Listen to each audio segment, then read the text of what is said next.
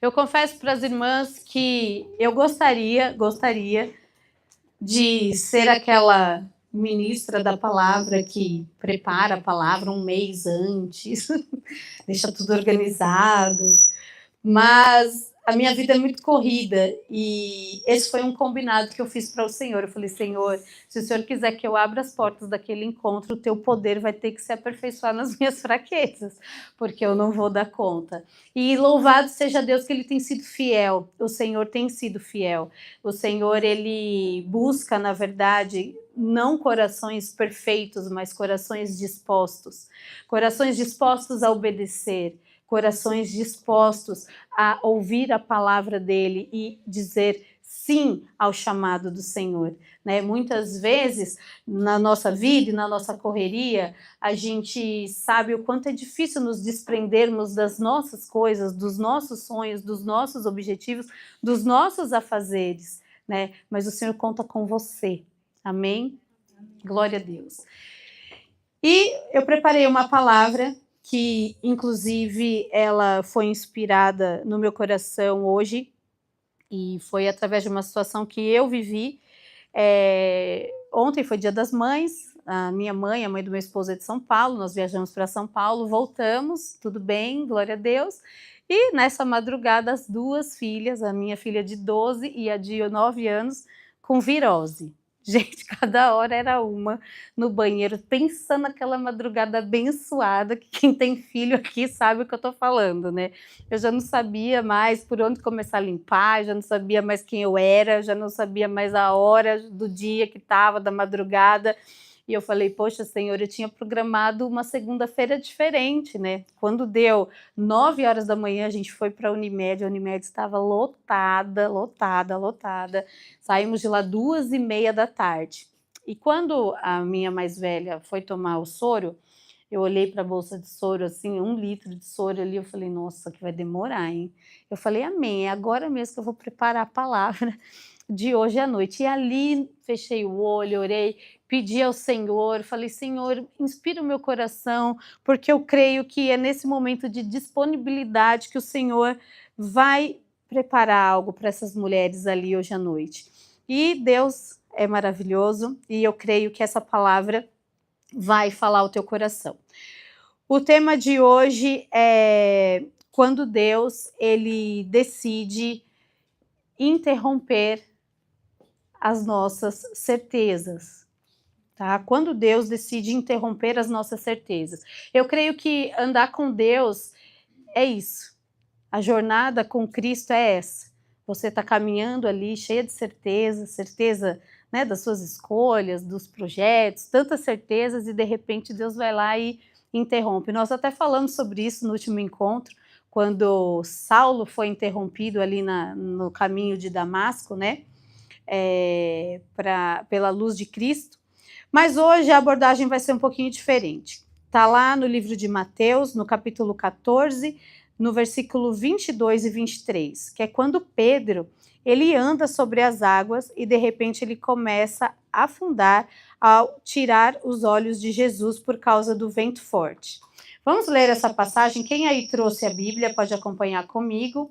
Está lá no livro de Mateus, capítulo 14, versículo 22, diz assim: E logo ordenou Jesus que os seus discípulos entrassem no barco e fossem adiante para outra banda, enquanto despedia a multidão. E despedida a multidão, subiu ao monte para orar à parte. E chegada já à tarde, estava ali só. E o barco estava já no meio do mar, açoitado pelas ondas, porque o vento era contrário. Mas à 4ª vigília da noite, dirigiu-se Jesus para eles, caminhando por cima do mar. E os discípulos, vendo-o caminhar sobre o mar, assustaram-se, dizendo: É um fantasma! E gritaram com medo. Jesus, porém, lhes falou, logo dizendo: Tende bom ânimo, sou eu, não temais. E respondendo-lhe Pedro, disse: Senhor, se és tu, manda-me ir ter contigo por cima das águas. E ele disse: Vem. E Pedro, descendo do barco, andou sobre as águas para ir ter com Jesus. Mas, sentindo o vento forte, teve medo e, começando a ir para o fundo, clamou dizendo: Senhor, salva-me. E logo Jesus, estendendo a mão, segurou-o e disse-lhe: Homem de pequena fé, por que duvidaste? Até aqui, amém? Eu acho interessante que, para quem conhece a palavra de Deus, sabe que lá na frente, Pedro, ele é convocado a ser um pescador de homens por Jesus, né? Jesus tem um encontro com Pedro depois de ressurreto já, depois que Jesus ressuscitou, ele teve um encontro com Pedro à beira do mar, e ele disse: Pedro, agora você será um pescador de homens. E nessa passagem, Jesus me trouxe algo interessante. Jesus pescou Pedro. Porque Pedro, ele estava andando por cima das águas, indo ter com Jesus, porque Pedro era ousado, Pedro era um discípulo que desafiava, corajoso, né, ousado. E no momento em que Pedro está andando pelas águas, ele se distrai com o vento forte, com a tempestade, ele tira os olhos de Jesus e ele afunda. E não é que Jesus segurou-o, Jesus pescou Pedro. Né? Pedro estava afundando, Jesus literalmente tirou ele debaixo d'água. E quantas pessoas depois Pedro, né, não pescou, não tirou debaixo d'água também. E é assim nas nossas vidas. E nessa passagem, o que Deus colocou no meu coração foram 5 tópicos, tá? Que eu quero compartilhar aqui com vocês, que diz assim: nem toda mudança repentina é sinal de ausência de Deus. Então, quando a gente passa por mudanças repentinas, né, em nossas vidas, não significa que Deus está ausente, né? Recentemente, uma colega me procurou bem aflita, dizendo que estava passando dificuldade em seus negócios, pedindo oração, né? Disse: Sibeli, olhe por mim, eu estou passando muita dificuldade nos meus negócios. E o que eu estou achando mais estranho, ela disse para mim, é que antes de eu mudar de endereço, antes de eu abrir as portas desse meu novo negócio, eu orei. Eu e meu esposo, nós oramos, nós jejuamos, nós pedimos direção para Deus. E ele disse sim, eu me lembro, Deus colocou paz no nosso coração. Ele disse sim, e agora por que nós estamos passando por tantas dificuldades financeiras assim? Por que nós estamos passando por tantos desafios? E nem sempre as mudanças repentinas, nem sempre os desafios, as angústias do dia a dia significam ausência de Deus. Isso é algo que na jornada com Cristo nós precisamos discernir. Muitas vezes as tempestades, né, o vento forte, você está ali no barco sozinho, né, longe de Jesus ali por um instante, não significa a ausência dele. Significa que nessa situação Deus tem algo para te ensinar. Deus não é Deus que nos envergonha, Deus não é Deus que nos desampara, né? Deus é Deus Pai. Então, Ele permite os sofrimentos e as angústias para que a gente cresça. Então, se você está numa situação dessa, desafiadora na sua vida, seja no seu casamento, seja na sua vida profissional, ministerial, né? Seja na sua maternidade, enfim, busque soluções em Deus. Quando a gente se rende aos pés do Senhor, quando a gente grita, como Pedro gritou, Jesus, salva-me, é o momento em que a gente vê Deus agir. Muitas vezes a gente fica querendo resolver tanto com as nossas mãos, né? O meu pastor, ele dizia assim, olha, todo respeito à sua manicure, ele falava, todo respeito à sua manicure, mas não é nos pés dela que você tem que derramar suas lamúrias. Quantas vezes, né, a gente tem ali pessoas ao nosso redor, né? Ele brincava de manicure porque ele fazia essa associação, né, da mulherada ir na manicure e ficar lá, ai, minha vida, aos céus, né? E na verdade, assim, a gente demora tanto, né, para colocar as nossas lamúrias nos pés do Senhor.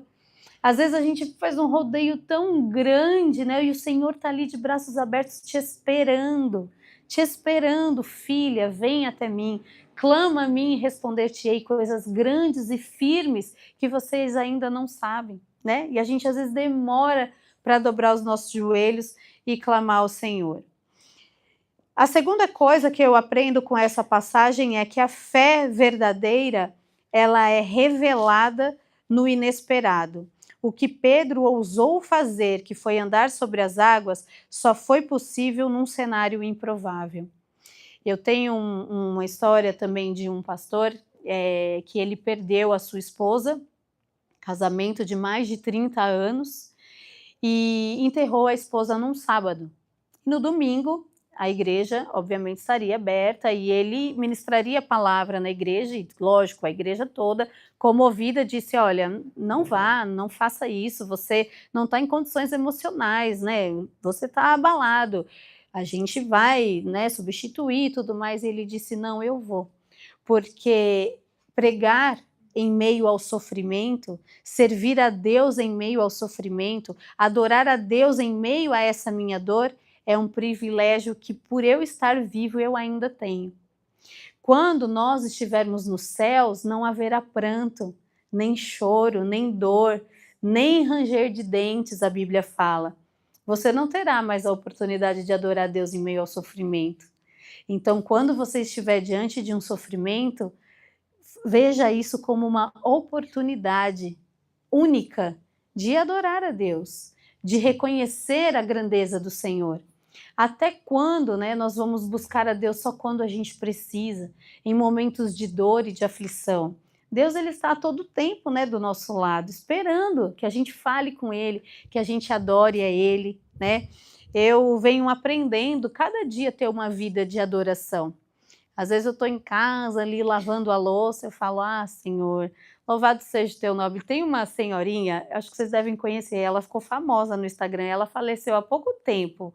Não sei se vocês sabem quem é. E ela tinha um Instagram que a neta dela que fez para ela, que começou a filmar ela, a rotina dela com Jesus. E ela era assim, ela lavava a louça assim: Senhor, eu tô lavando esse copo aqui, olha, Senhor, tô lavando esse copo como se eu estivesse lavando o coração dessa minha nora. Ô, nora difícil, ô, coração duro dessa mulher, Senhor, mas como eu tô lavando esse copo? Lava o coração dela, Espírito Santo de Deus. Aí mostrava ela varrendo a casa. Eu tô varrendo a minha casa aqui. Eu tô expulsando tudo que é ruim dessa minha casa, Senhor. Ah, que essa vassoura seja como as tuas mãos, limpando aqui o meu lar. E ela foi fazendo de cada momento do dia dela um momento de adoração, né? E eu tenho tentado fazer isso, e você também pode tentar fazer isso no seu dia a dia, né? Você está dirigindo às vezes, né? Naquele momento que você está indo para o trabalho: ah, Senhor, estou dirigindo aqui, é todo dia o mesmo caminho, Pai, mas eu creio que um dia eu vou estar numa carruagem de fogo no céu, não vou mais precisar, né, sair por um salário, né? Então, em tudo você pode adorar o Senhor. O Senhor, ele é divertido, ele é leve, né? Muitas vezes a gente precisa quebrar essa imagem que a gente tem de Jesus, né? Quem assistiu alguns episódios do The Chosen? A série do The Chosen, vocês já assistiram? É muito legal, porque é um Jesus super acessível, um Jesus simpático. O Jesus que eu sirvo, ele é assim. Ele é legal, ele dança, ele canta, ele brinca. Se eu estou na ginástica, às vezes eu tenho a sensação de que ele está me olhando. Você pode mais. Vai, faz mais forcinha aí que você pode. Então, em tudo eu vejo e sinto o Senhor. E é assim que a gente tem que ser. E é assim que a gente tem que levar o Senhor nas nossas vidas, né? A terceira coisa que essa palavra me ensina é que o medo desvia o olhar e a fé fixa em Jesus é que, na verdade, né, nos garante a presença. Então, o medo, gente, é o nosso maior inimigo. O medo. A palavra de Deus diz que o amor dele lança fora todo medo. Eu posso apostar com vocês aqui nessa noite que essa situação difícil que você está enfrentando, boa parte dela você está com medo. Eu posso te desafiar. Boa parte do que você está enfrentando hoje é porque, na verdade, você está com medo. E o medo, ele é necessário, a gente precisa ter medo, né? O medo nos protege, mas existe um medo que nos paralisa, que rouba o nosso valor, rouba a nossa real identidade, nos distrai, rouba a nossa fé, né? Vai deixando o nosso coração frio, incrédulo. Então, quando Pedro sentiu medo, o que aconteceu? Ele afundou. Quando você tirar os olhos de Jesus, você tende a afundar. Então, olhos fixos no Senhor. Se Ele te prometeu, Ele é fiel para cumprir. Enquanto eu estava louvando aqui, o Senhor me mostrava mulheres com talentos, com dons espirituais. que estão ali enterrados por palavras, por perseguições, por desavenças que muitas vezes acontecem em ministérios, em igreja, dentro de casa, mas que você não deve deixar isso acontecer. Né? Não tire a sua fé de que Jesus, os seus olhos de Cristo, Ele é a tua força, Ele é a tua luz. É por Ele e é para Ele. Né? Amém. Quarta coisa é que clamar é diferente de duvidar. Pedro duvidou por um instante, mas clamou com fé. E Deus respondeu ao clamor sincero, mesmo em meio ao vacilo. Quando Pedro duvidou, ele começou a afundar. E no momento que ele está afundando, ele clama ao Senhor. Ele poderia só afundar, concorda? Poderia afundar em silêncio. Sabia que às vezes eu e você podemos afundar em silêncio? É o pior jeito de afundar, em silêncio. Muitas vezes a gente fica de mal com Deus. Fica, eu sei, fica, porque você queria de um jeito. Você criou uma expectativa. E aí você ficou orando para o Senhor daquele jeito, mas o Senhor foi lá e fez tudinho diferente do que você pediu. Aí você fica de mal. Você faz, quando era criança a gente não dava o dedão assim? Belém, Belém, Belém, nunca mais estou de bem? Então, a gente faz isso com Deus. Aí fica de mal. E muitas vezes a gente afunda em silêncio. Esse silêncio é o perigo, porque é onde você se afasta do Senhor. Você precisa entender que por mais que Deus ele frustre as suas expectativas, é para o seu bem. Quer ver? Vou dar um exemplo. Quem aqui é mãe, levanta a mão. Ótimo. Você levou seu filho para tomar vacina, não levou? Mas ele esperava isso de você, que você como mãe... Não, você como mãe, você vai levar ele para tomar uma picada no posto de saúde? Ai, que malvada! Nossa, mas e você enganou ele ainda, você falou que vocês iam passear, levou ele tomou a picada e depois você ainda quis disfarçar comprando um doce, uma balinha, mequetrefe, um pirulitinho, sabe? Mas você levou, não levou? E doeu, não doeu? Mas por que você levou? Porque fazia bem para ele, porque você ia proteger ele. Deus faz assim, comigo e com você até hoje. Você está lá, cheia de expectativa. Glória a Deus. Nossa, agora esse projeto vai dar super certo. Agora acertei o pé. Agora vai. Quando você vai ver, tudo diferente do que você imaginou. Aí você fala, ah, não. Ah, não é possível. Aí você já orava 3 vezes na semana, já começa a orar uma. Aí você já estava naquele ânimo com Jesus, você já dá aquela desanimada. Isso é afundar em silêncio. Mas a verdadeira fé cristã é aquela que você grita, Senhor, socorre-me. Senhor, deixa eu colocar meu coração diante de ti. Eu não imaginava que fosse ser assim, Senhor. Agora me dá força. Agora me dá graça para encarar isso aqui que está tudo ao contrário do que eu imaginei. E é nessa hora que o Senhor faz o quê? Socorre você. E por último, que eu aprendo com essa passagem de Pedro é que depois da crise vem a revelação. E após o socorro, os discípulos reconheceram: verdadeiramente, tu és o Filho de Deus. A nossa fé, ela vai sendo amadurecida nos processos. Então, não é verdade quando falam para você, olha, vai lá no encontro de mulheres que você vai ver, sua vida vai ficar uma bênção. Vai lá que vai ficar, ó, nossa, bênção. Vai lá na igreja de domingo a domingo, você vai ver sua vida, bênção. Não é verdade. Não é verdade, porque Deus, Ele nunca vai nos poupar de sofrimento, porque é o sofrimento que nos aprimora. É por isso que a gente não pode ficar presa em nenhum sofrimento da vida. Você precisa sair desse sofrimento. Você precisa virar essa página. Você precisa. Não é por ninguém, é por você. Você precisa perdoar, precisa perdoar. Perdoar, gente, não é um sentimento. Ninguém vai ter vontade de perdoar, não, gente. Não dá, não. Dá vontade, não. Dá vontade de sentar o safanão mesmo, entendeu? Dá vontade de atravessar na outra calçada, né? Eu tenho umas irmãs que falam assim, eu até perdoo, mas ela lá, eu cá. Nossa, ótimo, né? Imagina se Jesus falar isso pra gente. A gente tá lascada. Você lá e eu aqui. Não dá não, gente, para ser assim não. O perdão, ele é uma decisão. Você decide perdoar. É difícil pra caramba.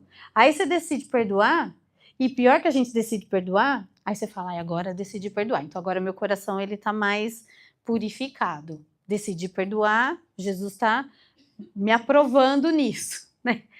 Aí você tá ali naquela decisão do perdão, só que da hora que você olha para a cara da pessoa, a pessoa não tem um pingo de arrependimento. Você fala, que é isso? Um pingo de arrependimento não tem na pessoa. Você fala, não vou me perdoar não, merece não. Não dá não, Não, Jesus, daí não é para mim não, né? Porque você olha a pessoa e fala, gente, né? Mas é uma decisão diária, porque à medida que você ora por essa pessoa e você perdoa, você vai sendo livre desse fardo. E Deus vai trabalhando em justiça. Gente, uma coisa eu tenho aprendido, não tem nada melhor do que a vingança do Senhor pela sua vida. É por isso que você tem que perdoar. Para você permitir que Deus te justifique. Para você permitir que Deus te exalte em meio àquela situação. Mas você tem que perdoar. Então assim, perdoar, decisão. Você vai orar pelos teus inimigos, por quem te faz mal, por quem te persegue. Em segundo lugar, você vai parar de falar mal dessa pessoa. Acabou. Da sua boca não sai mais nada. Difícil, hein? Né? E a partir daí, você vai começar a ver Deus te justificar. O que Deus espera de nós é que, assim como Pedro clamou ao Senhor e não afundou, Deus está querendo ouvir o teu clamor nessa noite. Deus está querendo que você realmente expresse para Ele tudo que tem te faltado, tudo que você tem necessitado, as tuas limitações, sabe? Tá faltando uma oração mais sincera, tá faltando um deixar fluir mais sincero, mais leve. É isso que o Senhor espera de nós. E é isso que Pedro nos ensina através dessa passagem. Amém? A gente vai fazer rapidinho agora, antes de encerrar, uma dinâmica bem rápida, onde a gente vai fazer círculos aqui de oração e uma vai orar pela outra, tá? Eu gostaria que você desse a mão aí para uma irmã que você não conhece, tá? Para que você possa interceder pela vida dela e ela também vai interceder pela sua vida. Eu vou pedir para o louvor chegar aqui à frente. E nessa oração, você vai... Quantas nós estamos aqui? Eu acho que dá para fazer grupo de 4 mulheres. 4. Acho que vai dar certo. A gente vai ficar um grupo com 5 só. E nós vamos orar uma pelas outras. Amém? Você vai abrir mão de orar por si. E você vai orar pela irmã que está na sua direita. E depois você vai orar pela irmã que está à sua esquerda. Amém? E eu creio que Deus tem algo especial aí para fechar esse momento com chave de ouro, amém? Então vamos lá, podem ficar de pé. Podem se reunir aí num grupinho de 4 ou 5 pessoas.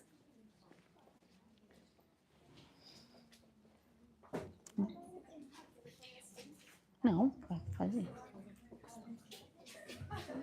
Aí enquanto... Eu vou pedir para ele fazer o som, aí eu vou dar uma introdução, depois você... Vamos lá.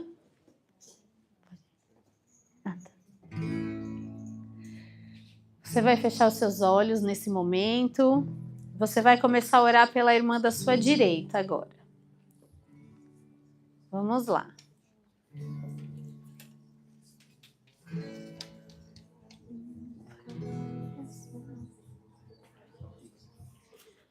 Rei dos reis, consagro tudo o que sou, de ingratos louvores transbordam.